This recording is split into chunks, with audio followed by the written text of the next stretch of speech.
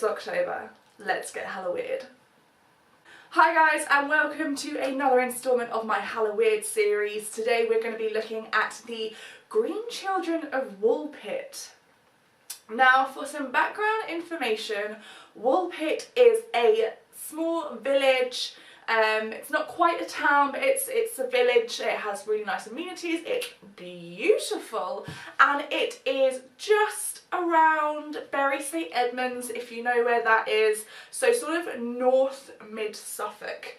And it's really quaint and it's very, very old. Lots of the Suffolk villages are found in the Domesday books. They can date back to the Anglo-Saxon times, if not the Roman times, though they have a lot of history. Now, the Green Children of Woolpit is a story that has knocked around Suffolk since around the start of the 12th century, so the 1100s. It was first written about by two sources, and they were written at the time. So we have two contemporary sources talking about these mysterious green children. So what were the Green Children of Woolpit? Well, as the title suggests, they were two children who arrived mysteriously at the village one day. They had a sickly green pallor. You know, like if you are just about to be sick and you literally turn green? That is the colour that these children were. Now, they came and they were speaking a very odd language, a language that the villagers had never heard. So if you think about the time that the story, myth, legend, whatever it is set, it's the 12th century. So the villagers, the poor people, would be speaking Middle English / Old English, which is kind of like the English we speak today, but with a lot more German influence. The rich people would have been speaking Old French, because they would have been the nobles and the Normans who would speak that language, and then they would also hear Latin. Now, Latin was spoke in the church, so that would have been quite a prevalent language around, but obviously only a few select people would have spoken Latin. So the language that the Green Children spoke was nothing like these three main languages. So it was very mysterious. Now, shortly after they arrived, the little boy died.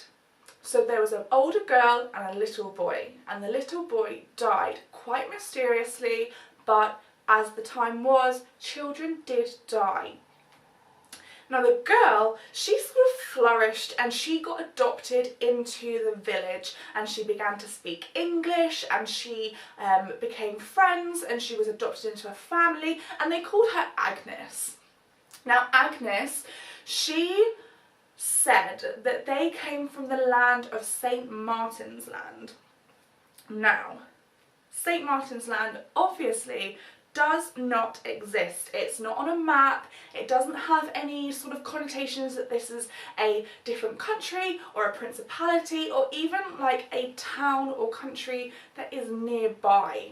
It was very mysterious, and what is more mysterious is how she described St Martin's Land. She said that it was either underground or dark all the time. It was consistently nighttime. There was no daylight.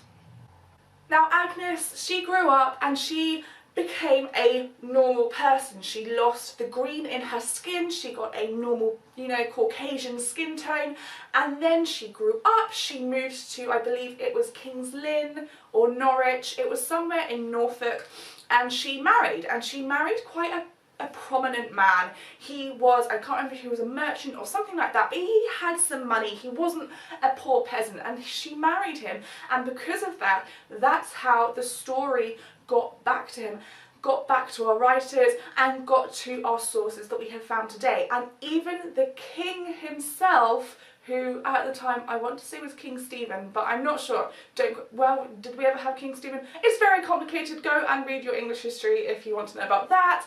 But even the king had heard about these Green Children of Woolpit. Now, the theories behind this. Obviously, this was a very long time ago. This was at least 800 years ago. And so Chinese whisper style, it can be changed quite a lot throughout that time.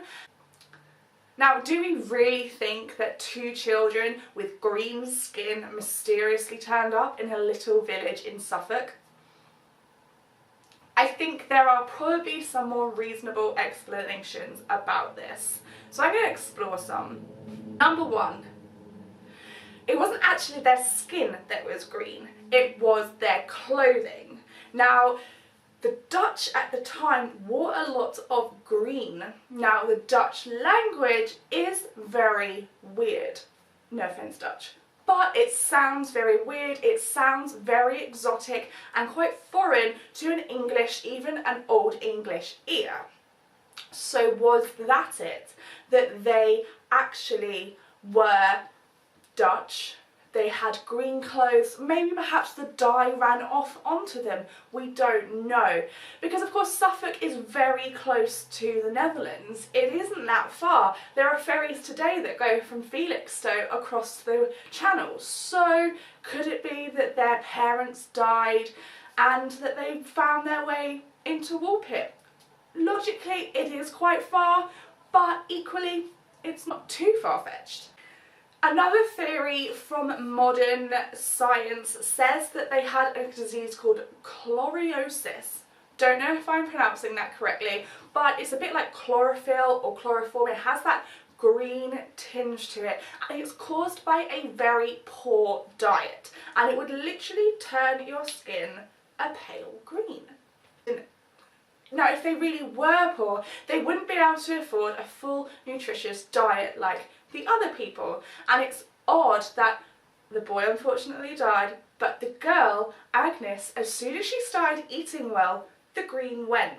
So could it just be that they had an illness and then they recovered? Well, Agnes recovered. Finally, is it just that Agnes was a bit of a tattletale? Maybe she had a very bad childhood, she was quite young, maybe she doesn't even remember it, and in that wild imagination that all children have, maybe she just came up with this odd St. Martin's Land and then embellished on it. Of course, she didn't tell the story until she'd moved away from Woolpit.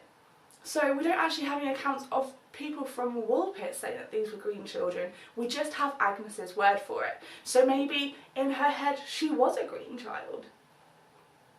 Now, I hope you enjoyed that little story and my theories. If you have any more information about the Children of Woolpit, I'd love to hear about it. I actually got to go through the village the other day, and they still have their sort of village sign still has the two green children. I think that's really cool.